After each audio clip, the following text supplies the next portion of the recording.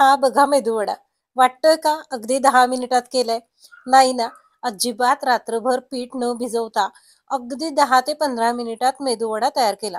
आणि त्याचं हे प्रीमिक्स जे आपण काचेच्या बरणीमध्ये भरून 1 महिनाभर साठवून ठेवू शकतो बाहेरच्या हवेमध्ये.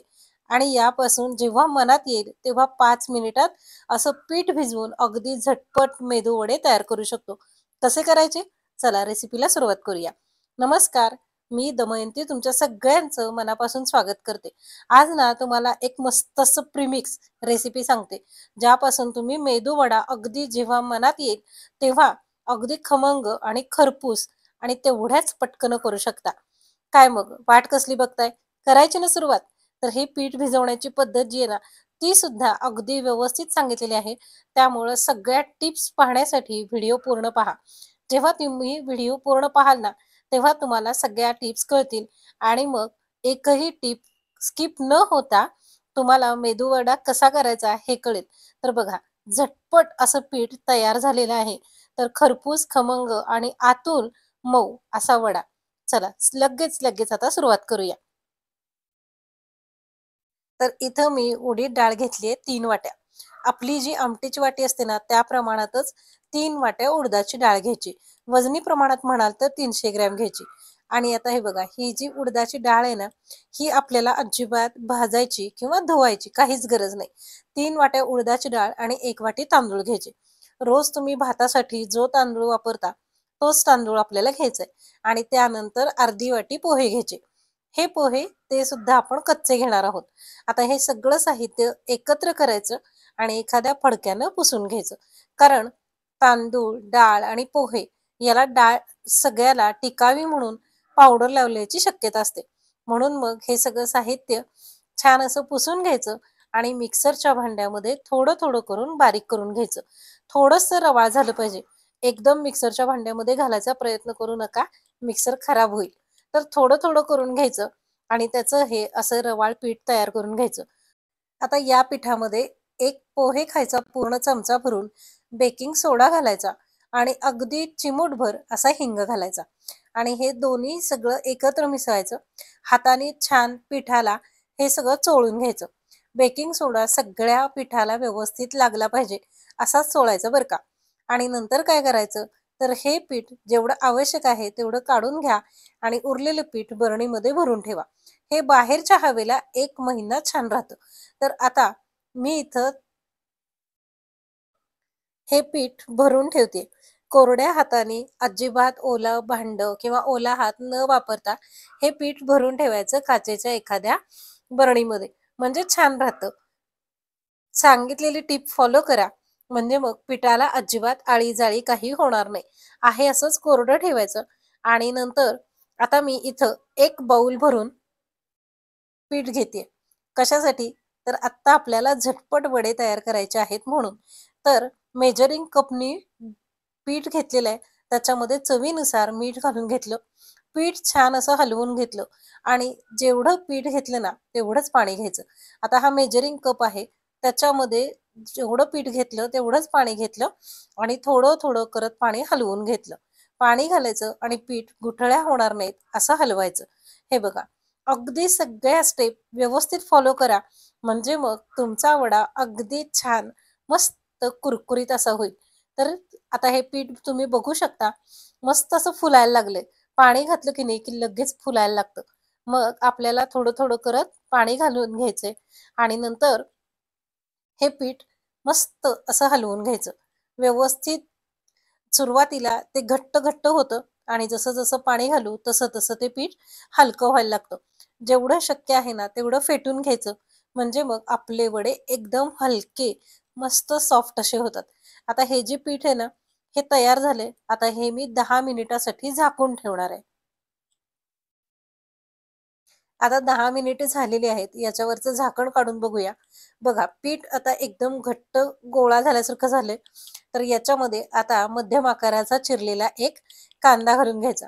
नंतर अर्धा चमचा जिरे घालून घ्यायचे. नंतर गरजेनुसार हिरव्या मिरचीचे बारीक केलेले तुकडे घालून घ्यायचे. आणि आता घालणार आहोत कढीपत्त्याची पानं तुकडे करून. आता हे सगळं साहित्य घालायचं आणि चमच्याने हे सगळं हलवून घ्यायचं.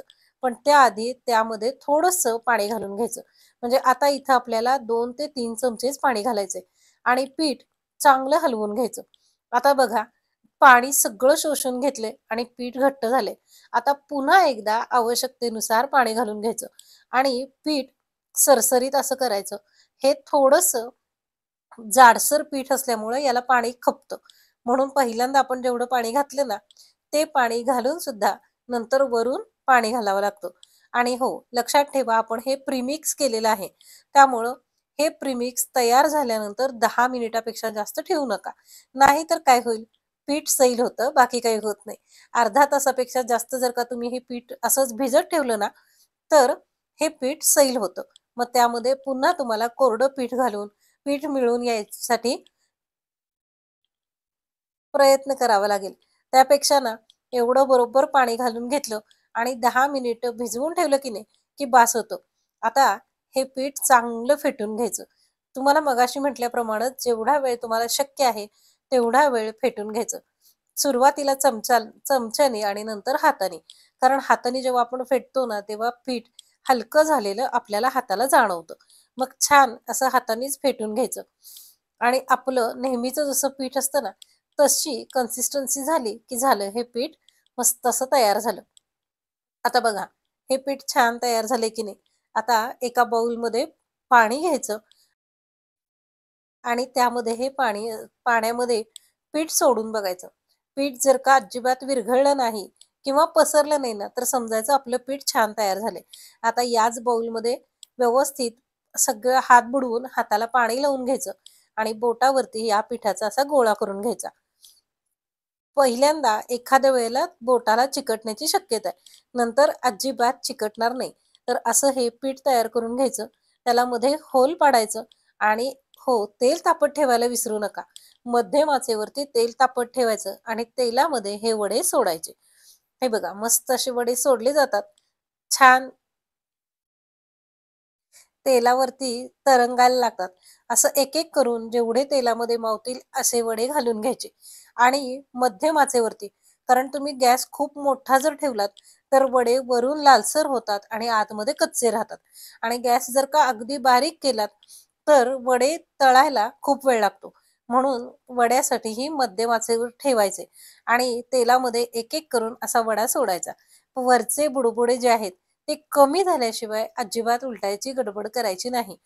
तुम्ही बघू शकता तेलामध्येच वड्याचा रंग किती छान असा बदललाय, आहे की नाही? मग जसं-जसं वड्याचा रंग असा लालसर होईल आणि बुडबुडे कमी-कमी होतील, तसं-तसं आपले वडे आतून छान झालेत असं समजायचं बरं का. आता या प्रक्रियेला सुद्धा अर्धा मिनिट तरी लागतं.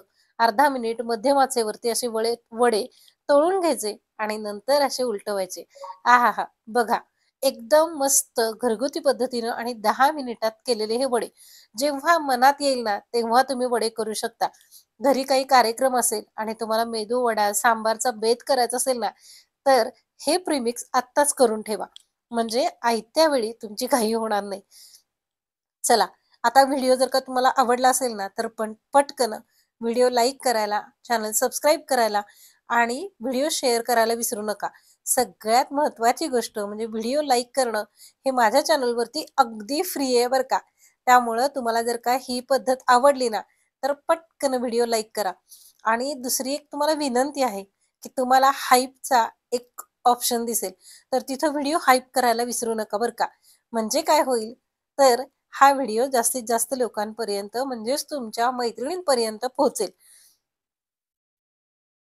चला तर मग. कधी करताय प्रीमिक्स?